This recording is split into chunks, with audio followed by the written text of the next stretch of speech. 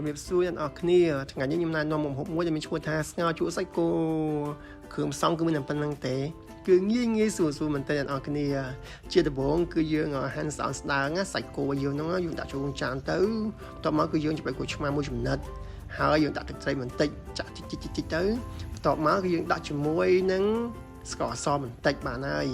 បន្ទាប់មកចាំយើងច្បល់សាច់និងគ្រឿងដែលយើងលាយមិញហ្នឹង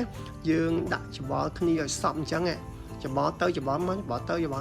អាសាច់របស់យើងវាចូលជាតិហើយសាច់របស់យើងគឺទុនផុយបានល្អបន្ទាប់មកគឺយើងហាន់ខ្ទឹមបារាំងស្ដើងយើងយកដាក់ក្នុងចានហ្នឹងមក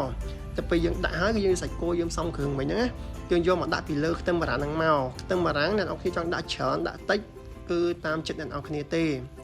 តែយើងញ៉ាំច្រើនក៏ល្អដែរខ្ទឹមបារាំងណាតោះមកគឺយើងទៅធ្វើទឹកស្ងោរជូនអ្នកគ្នាយើងដាំទឹកពុះហើយចាំយើងដាក់គល់ក្រៃម្ដេងសឹកក្រូចហើយនឹងគ្រឿងប៊ីចេងស្ករអំបិលតាមហ្នឹងទៅបន្ទាប់មកពេលទឹកពុះហើយយើងដួសទឹកហ្នឹងយកមកដាក់ក្នុង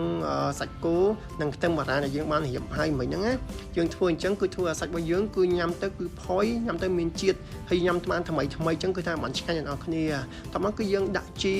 យើងដាក់ម្ទេសហើយយើងច្របាច់ក្រូចបន្តិចទៅគឺថាធ្វើឲ្យស្ងោរស៊ុបសាច់គោយើងគឺរសជាតិមកអែមហ្មងណាអញ្ចឹងអរគុណច្រើនអ្នកនរគ្នា